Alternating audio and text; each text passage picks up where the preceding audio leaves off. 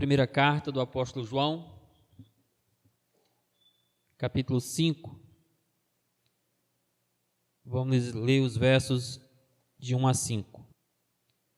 Você deixe sua Bíblia aberta para que você possa assim acompanhar o desenvolvimento do estudo desta noite e assim comparar se o que está sendo ensinado de fato tem respaldo no texto que será lido. Diz a palavra do Senhor: todo aquele que crê que Jesus é o Cristo é nascido de Deus, e todo aquele que ama ao que o gerou, também ama ao que dele é nascido. Nisso conhecemos que amamos os filhos de Deus, quando amamos a Deus e praticamos os seus mandamentos. Porque este é o amor de Deus, que guardemos os seus mandamentos. Ora, os seus mandamentos não são penosos, porque todo o que é nascido de Deus vence o mundo. E esta é a vitória que vence o mundo, a nossa fé. Quem é o que vence o mundo? Senão aquele que crê ser Jesus, o Filho de Deus.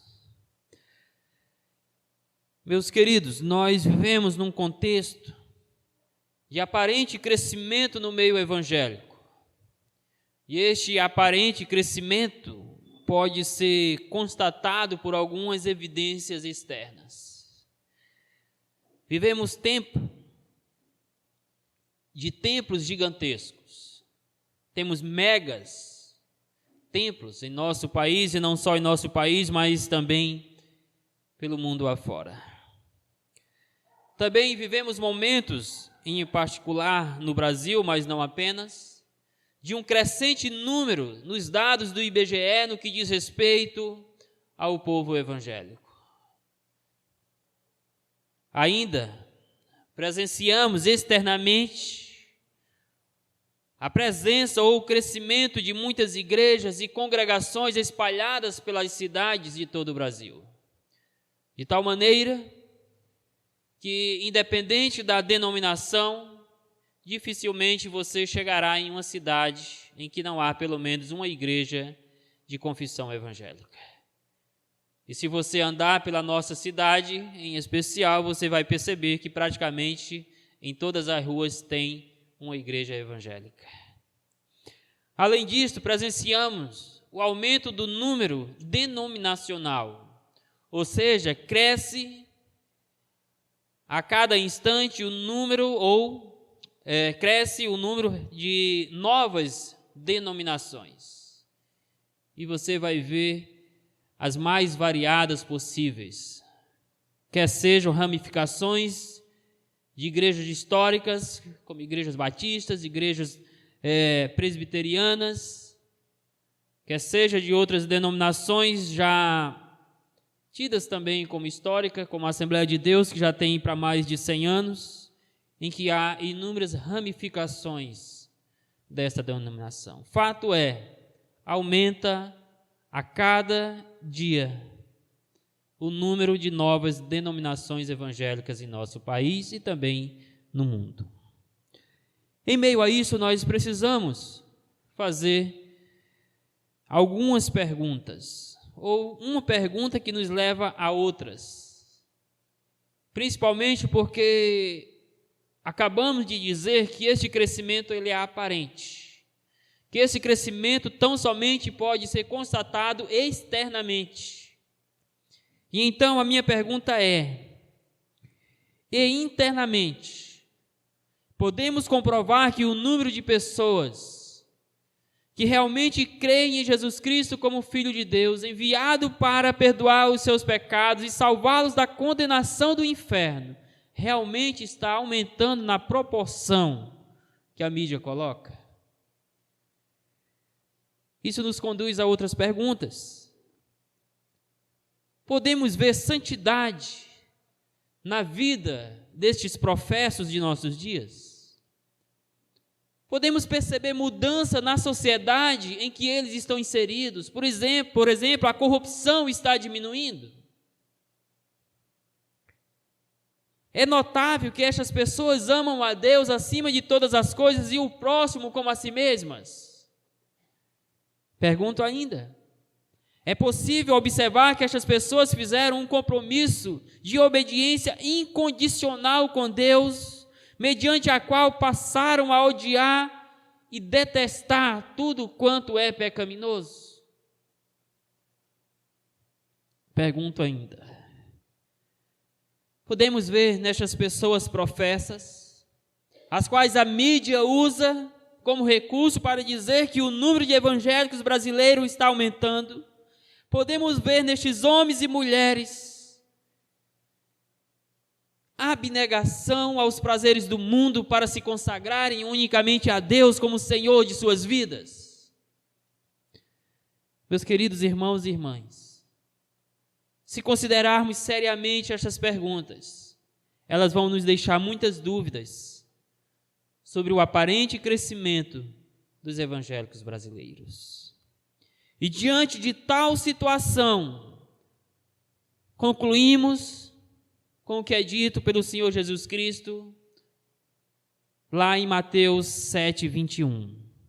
Nem todo aquele que me diz, Senhor, Senhor, entrará no reino dos céus, mas apenas aquele que faz a vontade de meu Pai que está nos céus. Meus irmãos, não é porque alguém professa crer em Jesus que verdadeiramente entrará no reino dos céus. Não é porque alguém diz crer no Senhor Jesus Cristo, faz parte de uma igreja local de nossos dias, que verdadeiramente ele é um filho de Deus. Isto não significa necessariamente que a sua fé seja genuína. Diante disto, o texto desta noite vai nos ensinar o seguinte: a fé em Jesus Cristo como Filho de Deus produz resultados visíveis na vida daquele que crê. Repito, a fé em Jesus Cristo como Filho de Deus produz resultados visíveis na vida daquele que crê. E a pergunta é: podemos ver resultados na vida destas pessoas que professam assim ao Senhor Jesus Cristo como seu Salvador em nossos dias?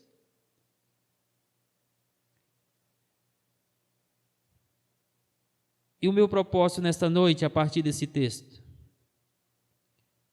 é destacar 3 resultados que devem estar presentes na vida daquele que professa a Jesus Cristo como Filho de Deus. Se resultados como estes não estiver presente na sua vida, você tem que repensar a sua confissão cristã. Se você quer identificar se alguém verdadeiramente é filho de Deus em nossos dias, se alguém verdadeiramente é salvo, é regenerado, observe se resultados como estes estão presentes na vida destas pessoas. Então, o primeiro resultado visível da fé em Jesus Cristo como Filho de Deus é a prática do amor. Isso nós podemos ver no verso 1. E o texto vai nos trazer esta prática do amor em 2 sentidos. Primeiramente, o nosso amor voltado a Deus. E depois o amor voltado aos nossos irmãos.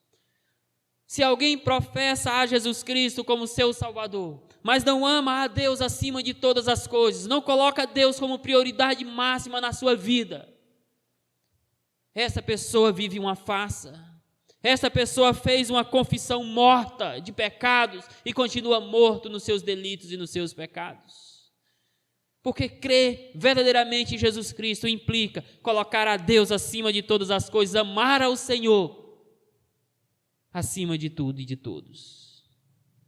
E isso traz um reflexo direto na vida destas pessoas, que é amar aos seus irmãos.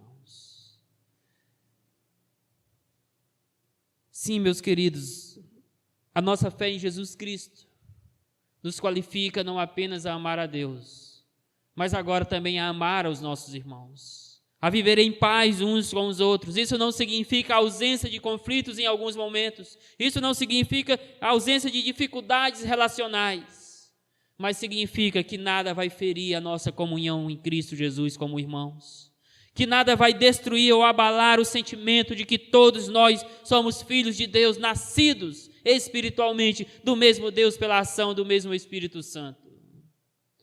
Por isso o verso 1 vai nos colocar que aquele que crê em Jesus Cristo, ele ama a Deus, mas ele ama também aqueles que são nascidos de Deus, ou seja, os nossos irmãos em Cristo Jesus. Acompanhe comigo o verso 1. Perceba, a expressão crer que Jesus é o Cristo descreve a certeza de que Jesus é o enviado de Deus, ungido para ser o nosso Salvador. O termo Cristo aqui usado por João e usado no Novo Testamento é o equivalente ao hebraico para Messias, que traz a ideia de alguém que é ungido por Deus, neste caso aqui, o nosso Senhor Jesus Cristo. Então João está dizendo que todo aquele que crer em Jesus, como o enviado de Deus, o Messias prometido, o ungido de Deus, que veio a este mundo em carne, para morrer na cruz pelos nossos pecados, verdadeiramente este é nascido de Deus.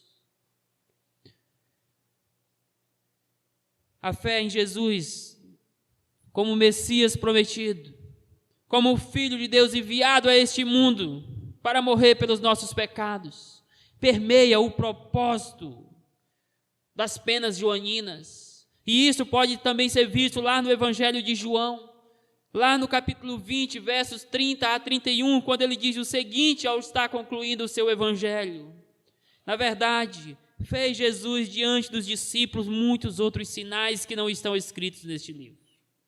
Mas ele diz o verso 31, estes, porém, ou seja, aqueles milagres que estão registrados no Evangelho de João, foram registrados para que creiais que Jesus é o Cristo, é o Messias, é o ungido, o Filho de Deus, e para que crendo tenhais vida em seu nome.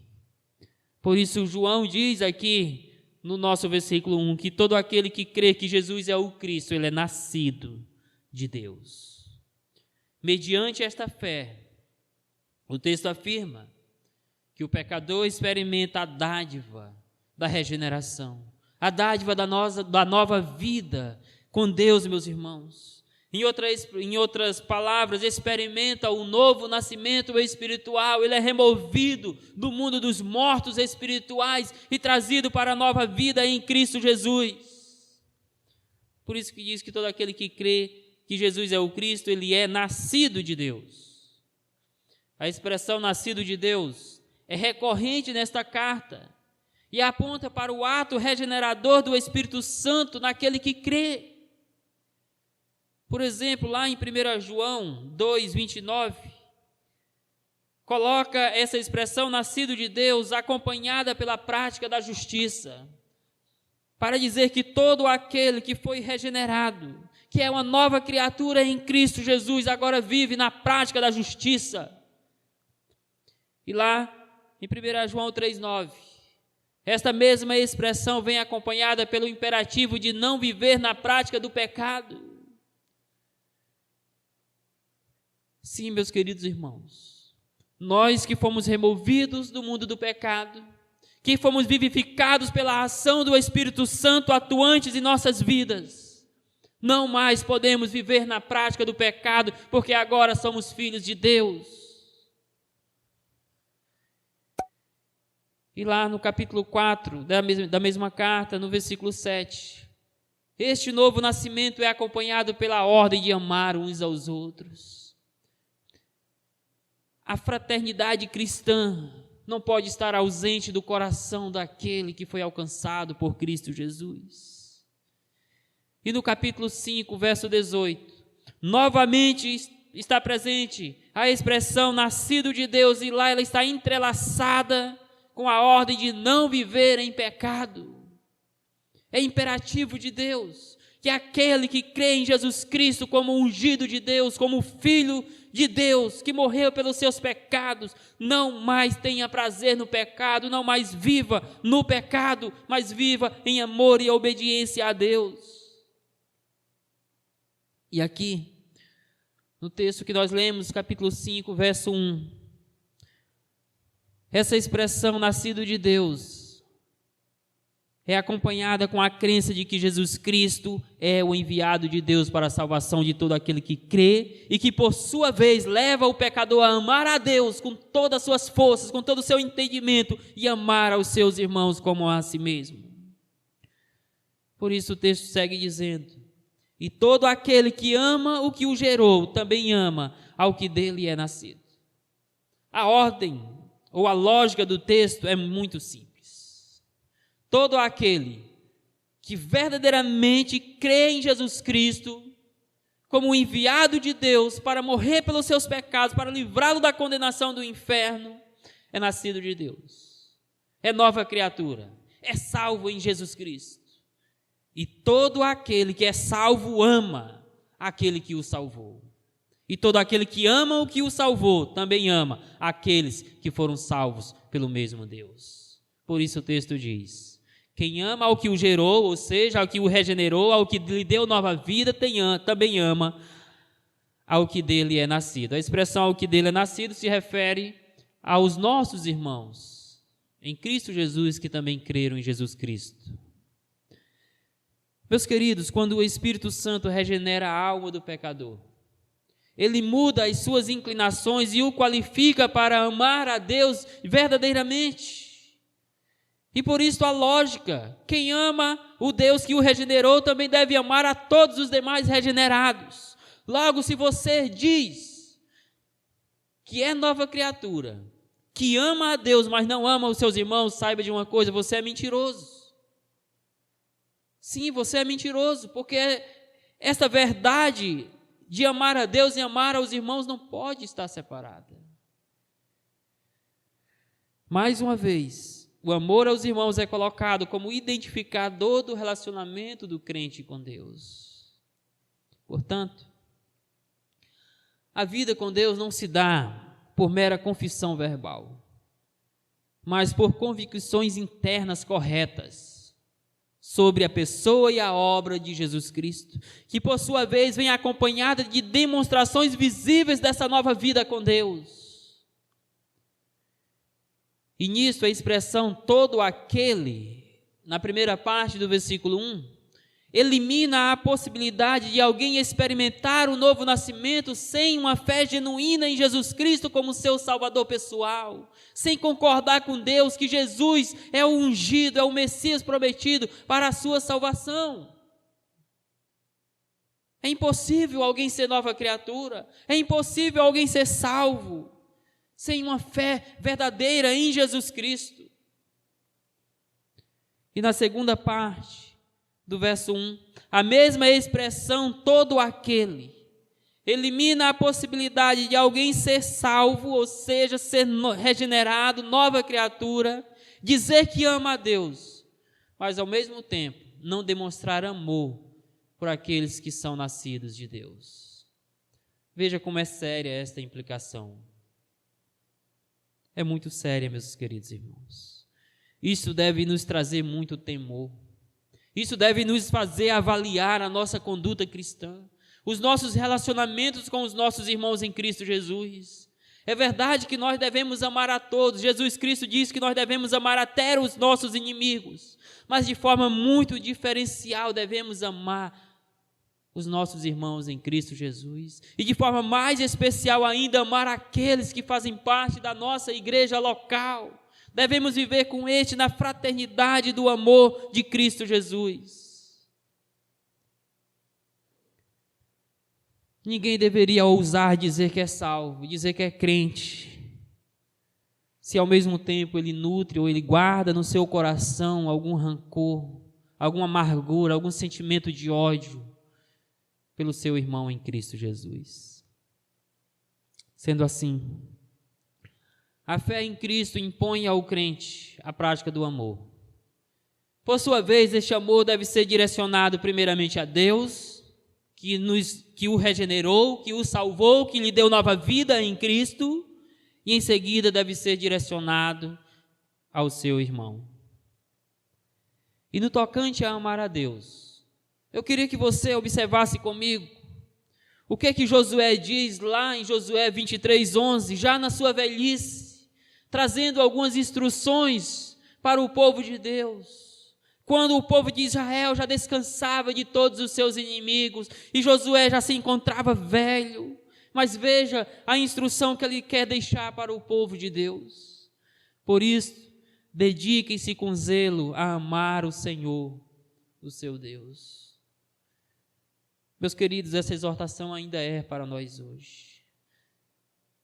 Diante do que Deus já fez por você, e não como uma relação de toma lá, dá cá, mas como uma expressão de louvor, de agradecimento a Deus, dedique-se com muito zelo a amar ao Senhor teu Deus. Este Deus que teve misericórdia de você, que lhe tirou do mundo do pecado, que te regenerou, que fez de você uma nova criatura, que lhe colocou na comunidade cristã, na sua família espiritual. Em gratidão a este Deus tão rico em misericórdia, dedique zelosamente a amar a este Deus. É esta a exortação de Josué para o povo de Israel. Deus já havia aliviado o povo de Israel das perseguições do inimigo, já havia colocado-o na terra prometida.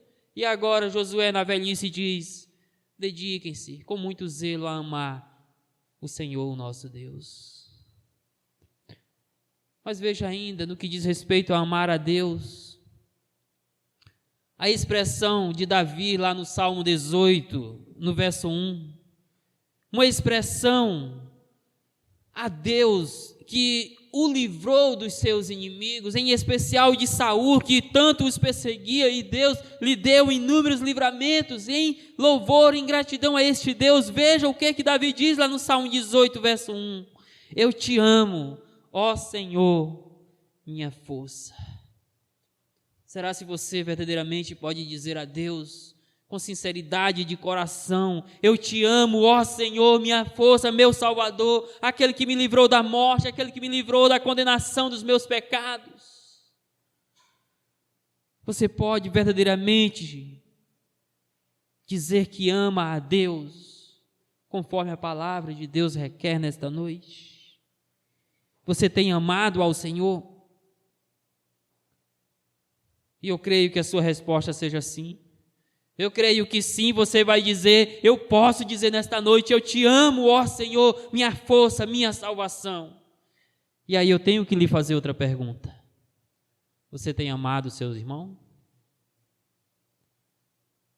Porque se você não tem amado seu irmão com a mesma força, com a mesma dedicação, com o mesmo zelo, então tenha cuidado, porque pode ser que você não ame verdadeiramente a Deus. E por isso que no tocante a amar os irmãos, vale a pena ressaltar a importância que o apóstolo Paulo atribui à prática desse amor no contexto da igreja local de Colossenses. Quando Paulo vem falando de algumas virtudes da fé cristã, como da humildade, a longanimidade, a mansidão, a bondade. E aí ele chega lá no verso 14 e diz o seguinte: acima de tudo, porém, revistam-se do amor, que é o elo da perfeição. Estamos amando verdadeiramente aos nossos irmãos, porque este é o elo da perfeição. E eu menciono ainda a exortação petrina de sua primeira carta, capítulo 4, versículo 4, quando Pedro exorta aqueles irmãos ao seguinte: sobretudo, acima de todas as coisas, ele diz: amem sinceramente uns aos outros, porque o amor perdoa muitíssimos pecados.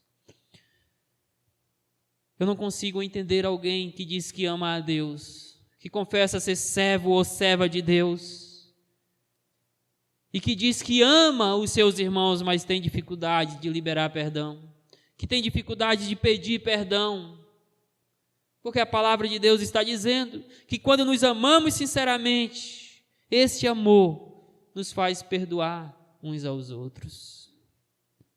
Você ama a Deus? Creio que sim. Você está amando os seus irmãos? Eis a pergunta. Portanto, não amar a Deus é negar a sua confissão de fé em Jesus Cristo como seu Salvador.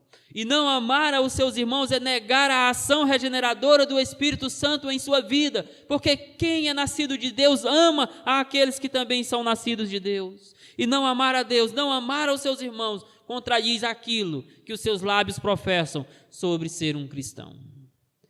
Não se engane, meu querido irmão e irmã. A vida comunitária e o amor fraternal tem mais a ver com a sua relação com Deus do que aquilo que você possa imaginar. E aí eu pergunto, a sua relação com os seus irmãos em Cristo dá evidências de que verdadeiramente você ama a Deus? Dá evidências de que verdadeiramente você foi salvo, regenerado por Deus? E eu pergunto ainda, a sua relação com Deus tem trazido reflexo direto na maneira como você se relaciona com os seus irmãos na igreja? Porque, de fato, a nossa fé em Jesus Cristo como Filho de Deus produz resultados visíveis na vida daquele que crê. E o primeiro resultado que nós estamos ressaltando aqui é a prática do amor. Em dois sentidos: o amor a Deus e o amor aos irmãos. Mas o segundo resultado visível da fé é a obediência a Deus. Isso nos versos 2 e 3, irmãos. A pergunta que eu faço a você neste momento é, mais uma vez, você ama a Deus? E eu acredito que a resposta que você tem provavelmente é sim, eu amo a Deus. E aí, então eu lhe faço uma outra pergunta: você obedece a Deus em tudo? A resposta provavelmente agora seja talvez você não esteja tão apto a responder de forma tão direta esta pergunta. Esses versos 2 e 3 vão tratar justamente disso. Que quem ama a Deus obedece a Deus.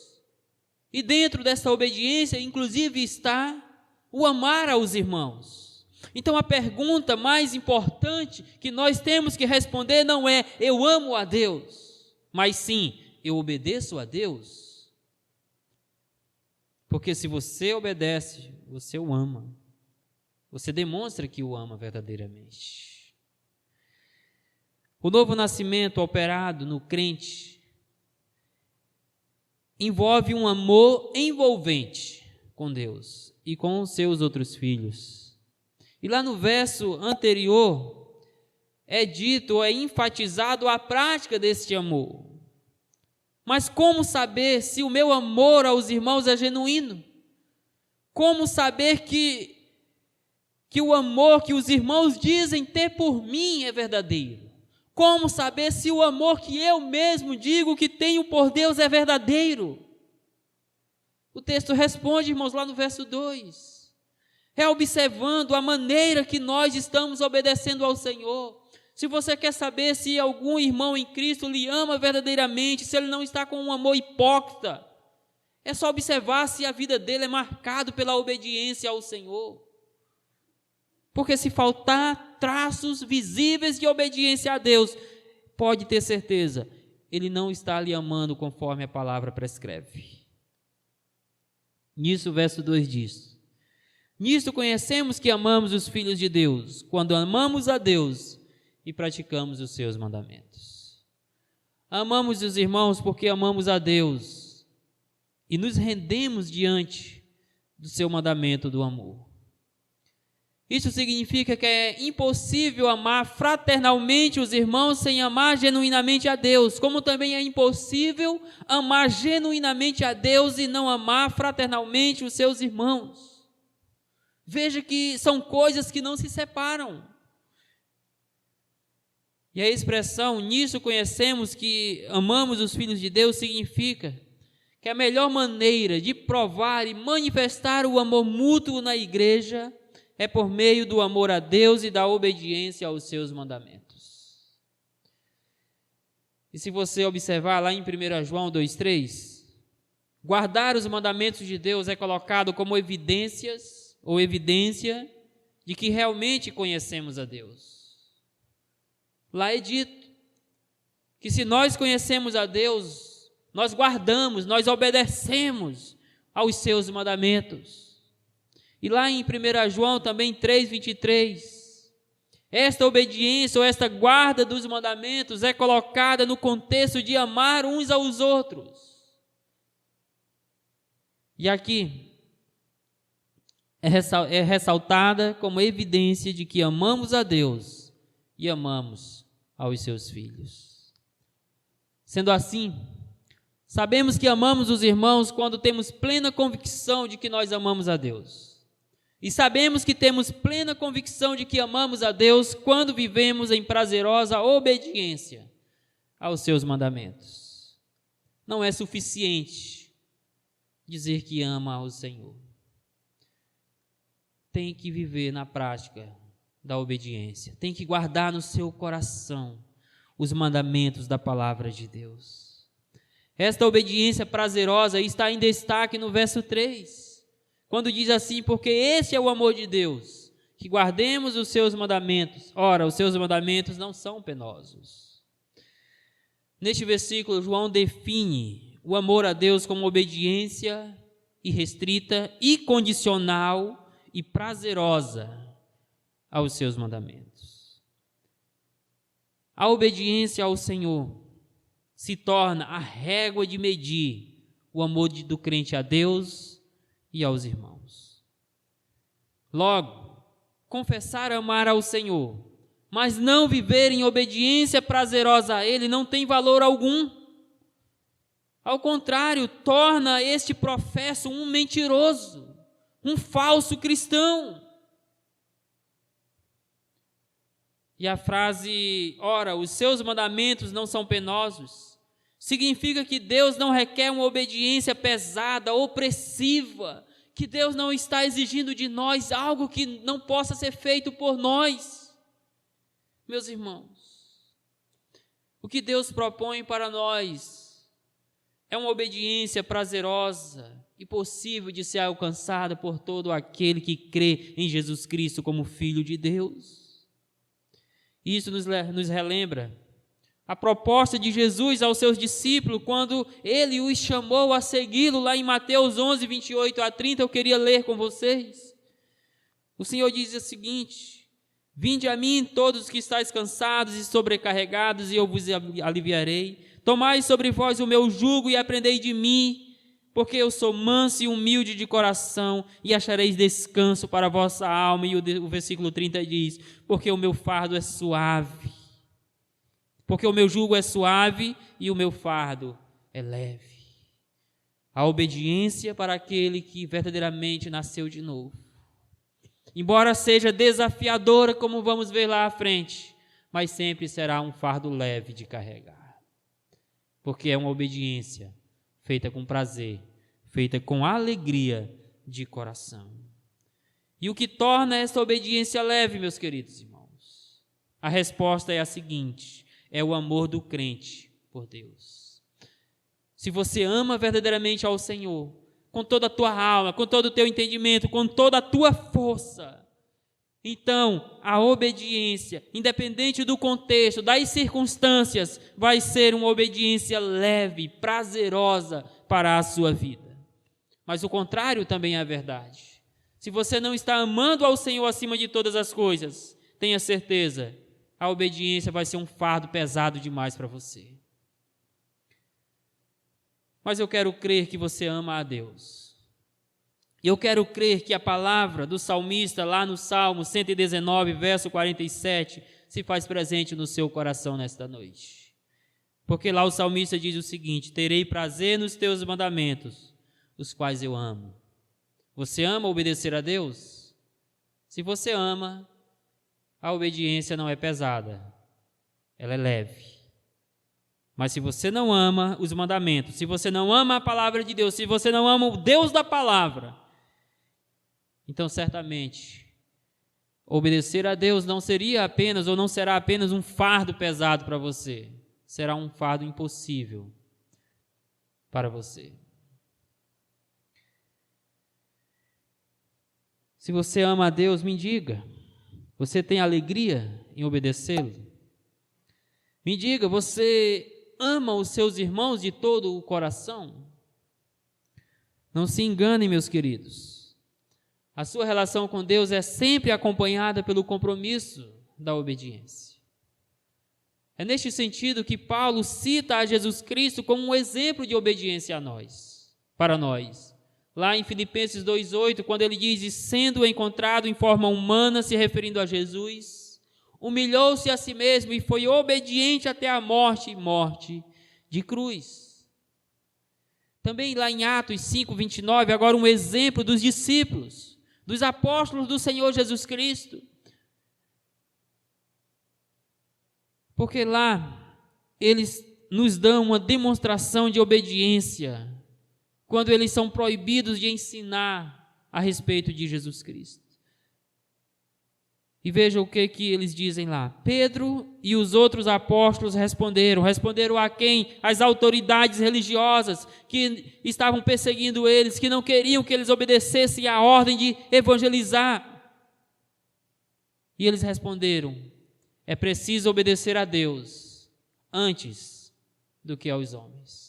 Em outras palavras, eles estão dizendo: é mais importante para nós obedecer a Deus, mesmo que isso traga perseguições, traga prisões, traga sofrimento, do que obedecer a homens.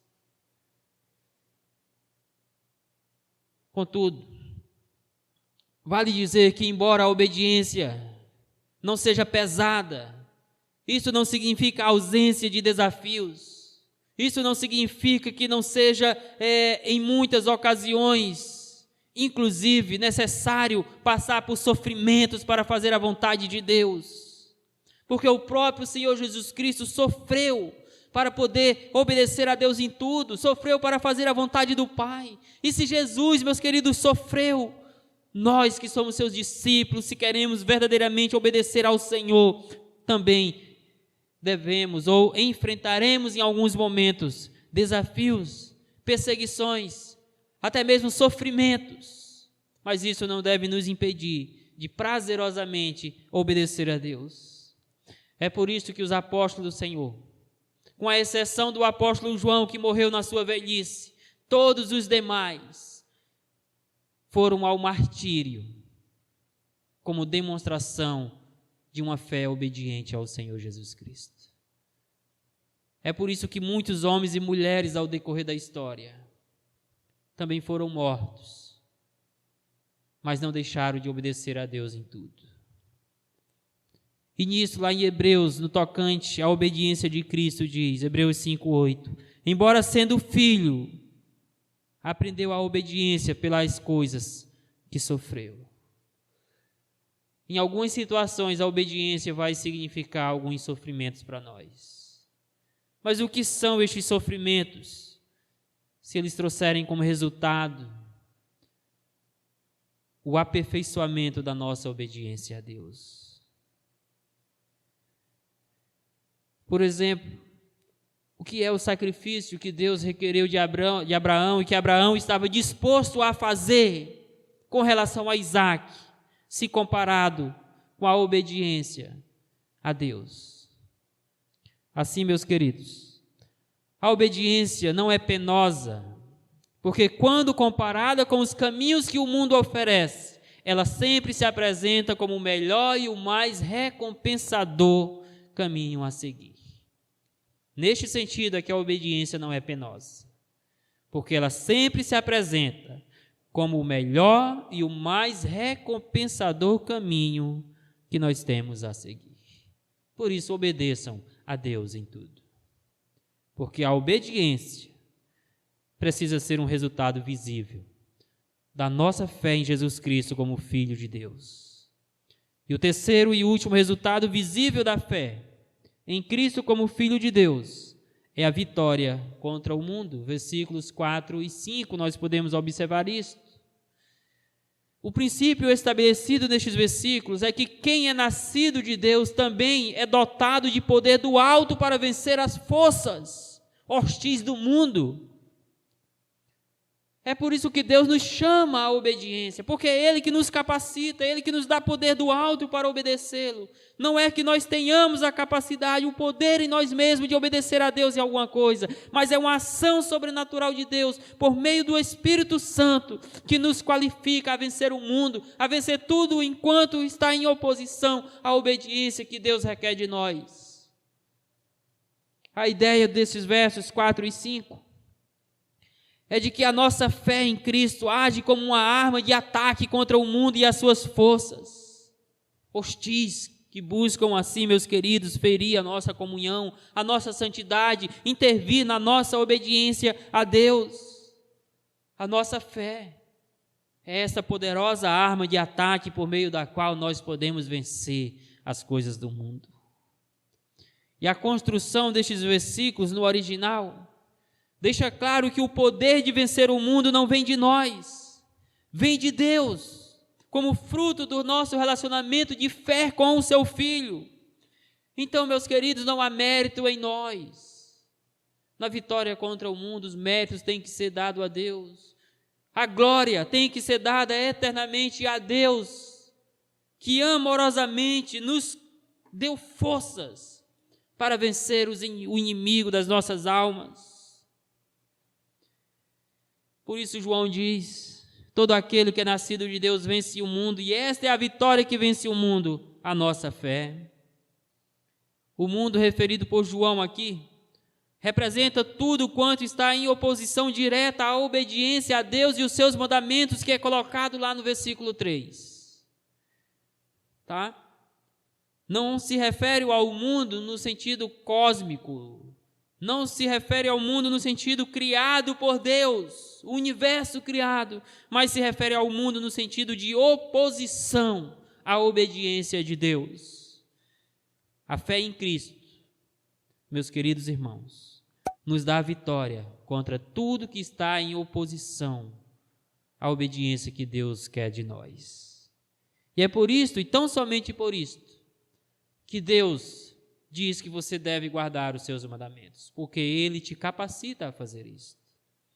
A fé em Jesus remove o pecador do domínio do mal para uma vida de abnegação ao mundo e de obediência prazerosa a Deus. No poder de Jesus Cristo, o crente pode resistir aos poderes do diabo, pode resistir às tentações da carne.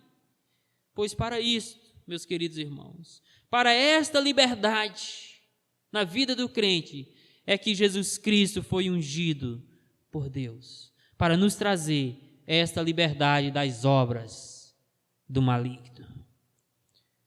E João já havia dito isso anteriormente, lá no capítulo 3, quando ele disse assim: para isto se manifestou o Filho de Deus, para destruir as obras do diabo, para destruir os efeitos do diabo sobre a vida daqueles que creem em Jesus como seu Filho, como Filho de Deus e o seu Salvador.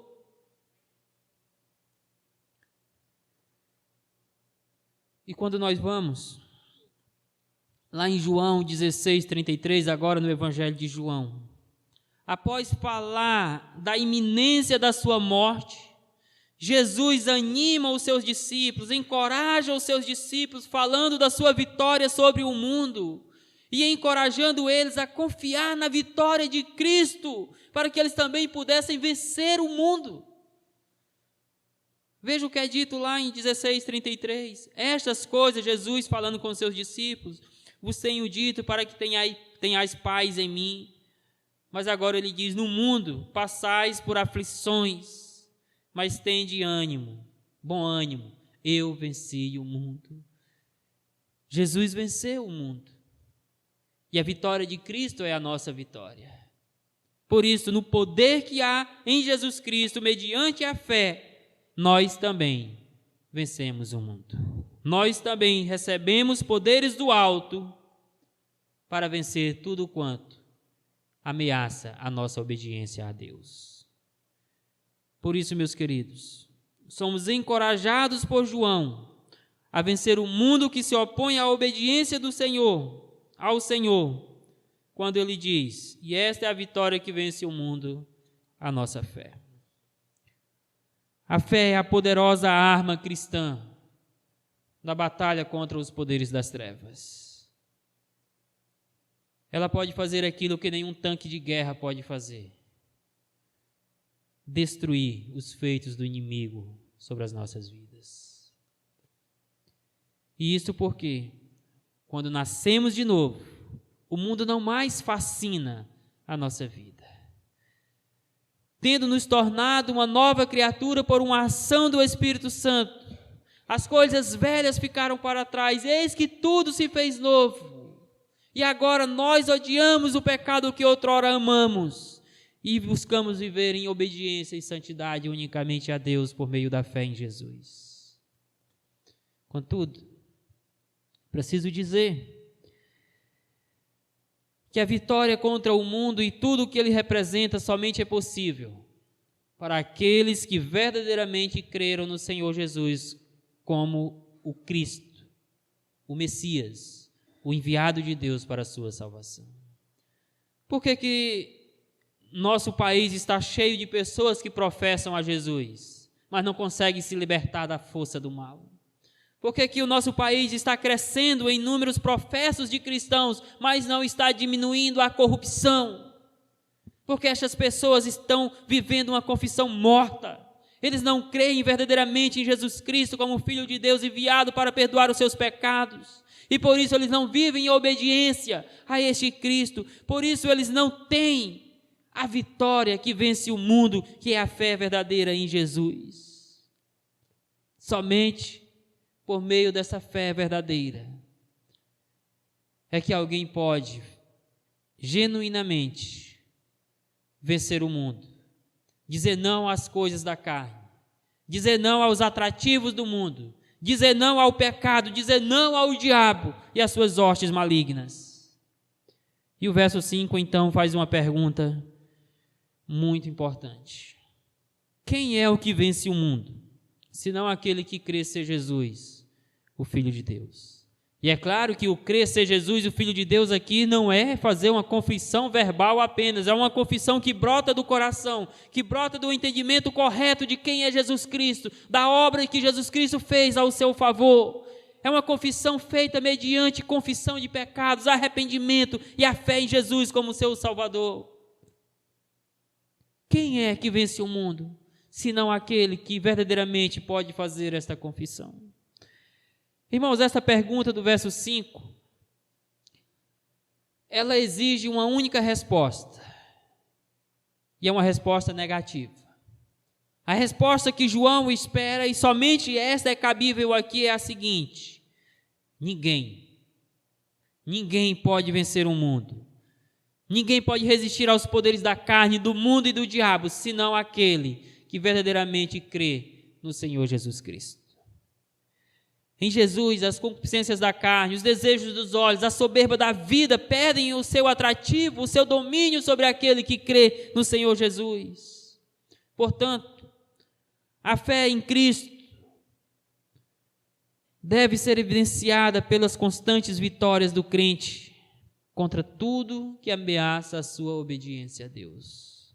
Não se renda diante das coisas do mundo, mas vença o mundo por meio da fé em Jesus Cristo. Porque por meio da fé você pode resistir às tentações que o mundo coloca diante dos seus olhos. No entanto, preciso dizer que esta vitória requer que você esteja nutrindo diariamente o seu relacionamento com Deus. Porque se você crê em Cristo, mas você não alimenta a sua relação com Deus, você vai ser um crente fraco na fé. Você não vai ter forças para vencer as coisas do mundo. Você não vai ter forças para dizer não ao pecado. Você não vai ter forças para dominar a sua língua, para medir as suas palavras. Então, sim, a nossa fé vence o mundo, mas essa nossa vitória diária é alcançada quando nós alimentamos o nosso relacionamento de fé com Deus.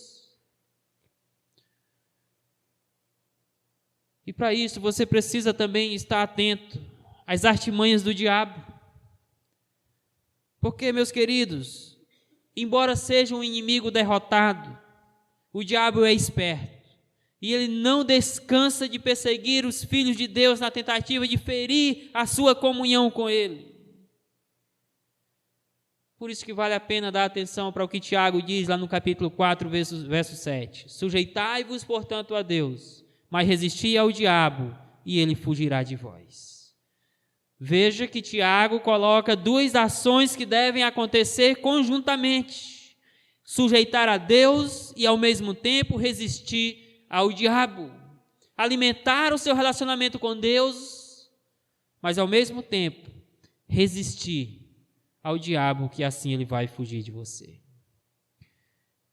Portanto, esteja sempre em estado de alerta com o diabo, porque sim, ele é um inimigo derrotado.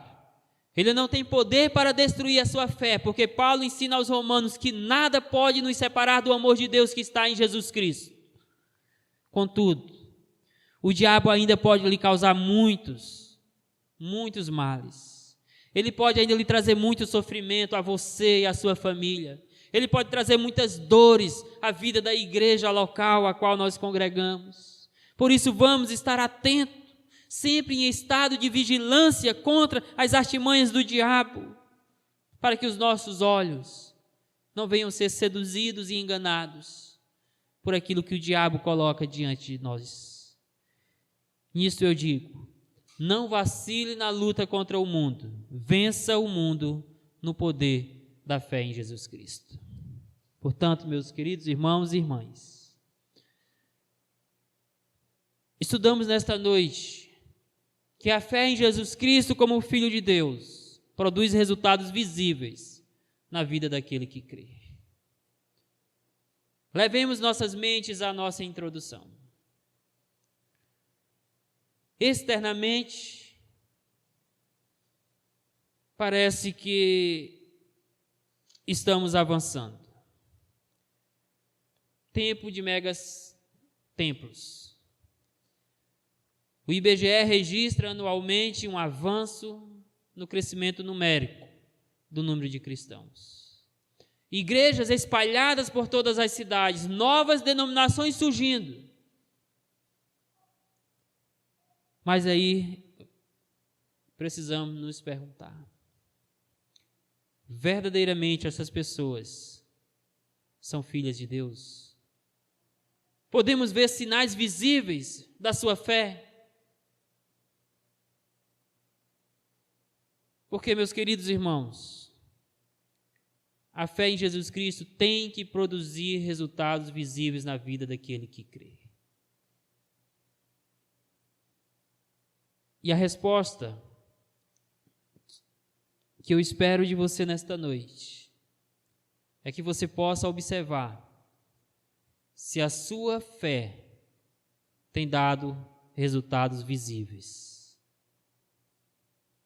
Se a sua vida verdadeiramente testemunha da sua profissão de fé em Jesus Cristo. Frutos podem ser observados na sua vida, no seu casamento, na sua relação com seus filhos, com a sua esposa, com o seu esposo, na sua escola, na sua faculdade, no seu trabalho, na sua vizinhança. As pessoas podem ver que você é uma nova criatura. Meus irmãos, não tenha dúvida. A fé em Jesus tem que trazer resultados visíveis na nossa vida. E nós analisamos nesta noite 3 resultados visíveis da fé. A prática do amor, tanto no sentido de amar a Deus quanto de amar aos irmãos. A obediência a Deus, e poderíamos dizer a obediência prazerosa aos mandamentos de Deus. E a vitória contra o mundo. E eu pergunto a você, que diz que crê no Senhor Jesus Cristo como seu Salvador, eu pergunto, a sua fé tem produzido resultados visíveis da sua relação com Deus? Você precisa pensar seriamente nessa resposta. As pessoas conseguem ver em sua vida marcas de alguém que realmente conhece a Deus como teu Salvador? Você ama a Deus e aos seus irmãos? Você sente prazer em obedecer a Deus? Ou você vive uma obediência forjada, de aparência apenas? Finalizo com esta pergunta. Na luta contra o mundo, a sua vida é marcada mais por vitórias ou por derrotas? Que Deus abençoe as nossas vidas. E aí, espero que você tenha gostado desse vídeo que você acabou de assistir. Não se esqueça de dar seu joinha, seu like, compartilhar esse vídeo e se inscrever no nosso canal e ativar o sininho.